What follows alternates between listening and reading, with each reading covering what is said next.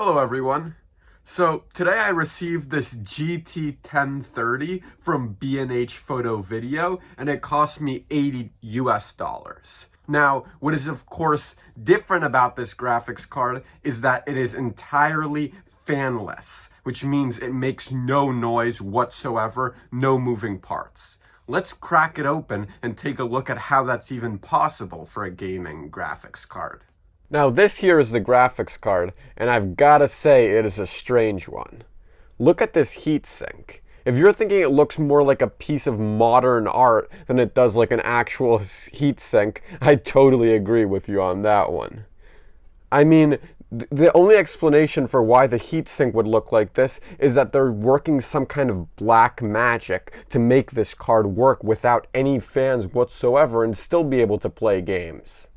No, but all jokes aside, guys, I'm sure that for some reason they decided to design it in this specific way. I'm sure it was meticulously engineered and all that, so that it dissipated heat the best way possible. But it is quite a hefty heatsink. This card is a lot heavier than it looks, given how small it is.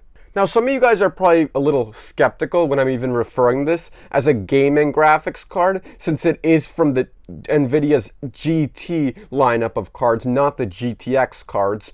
But rest assured, because this is a Pascal GPU, which means it uses the exact same architecture as the other GTX 10 series cards. Like the 1080 uses the same type of architecture as this. And yes, of course, for $80, I'm not expecting a ton of gaming performance out of this, but if you guys are skeptical, I think I'm going to prove you wrong by benchmarking this card in several titles, and I think that I might get more performance out of this card than you guys are probably going to expect, and that it's not so bad even though it is quiet and only $80. Let's get right into it.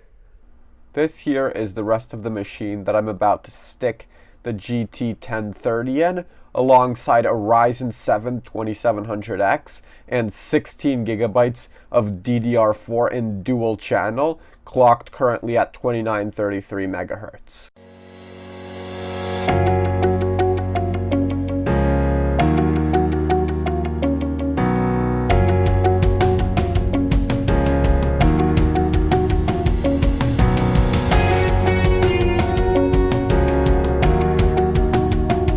Okay people, so it's the next day now. I've been benchmarking for several hours yesterday, and without any further ado, here are the results.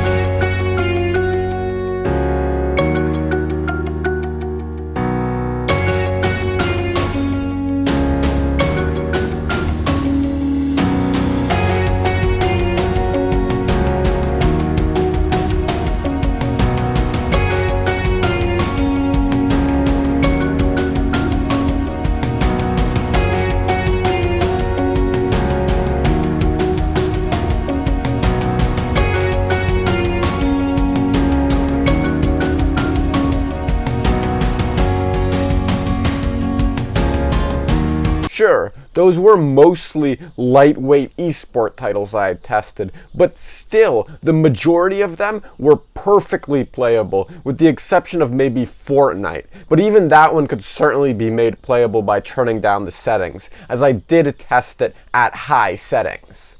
But some titles like Overwatch, Valorant, and CSGO were more than playable and provided very respectable frame rates, even enough to max out a 144Hz monitor in many cases. And remember, this is all being passively cooled. Asus, in search of incredible, it says on the box. And if this passively cool GT 1030 isn't incredible, I gotta say it's pretty darn close. Because I was not expecting at all for a passively cooled graphics card to be able to get these types of frame rates that it has, even in esport titles. And considering the fact that some cards, like this card's little brother, the GT710, which has nowhere near as much horsepower as this little guy, comes in not passively cooled versions. And it's $50. So for only $30 more, you could get a card that's a lot more powerful and is passively cooled. So I'm going to have to recommend this card definitely to some people. But then the question is, who is this card actually for?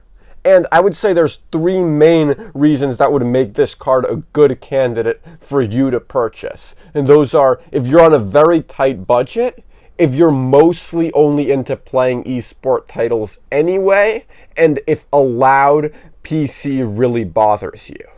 If you have any of those combinations, or maybe even all three apply to you, then this card, I gotta say, is probably for you. I didn't plan on doing a review, but after seeing how well this card performs, relatively speaking, for its price, I do recommend it to some of you.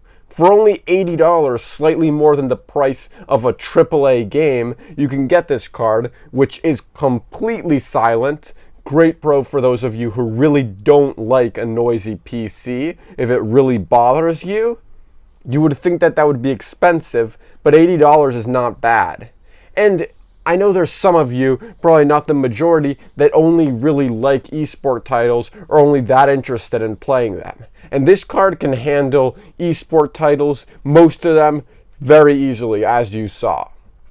And even the AAA titles, obviously not the newer ones, but the older ones, you could play stuff like Fallout New Vegas. The older AAA titles, this card should be able to handle as well, and especially if you're okay with 30 FPS in some of them, which if you're building a PC with a graphics card that only costs $80, you probably are.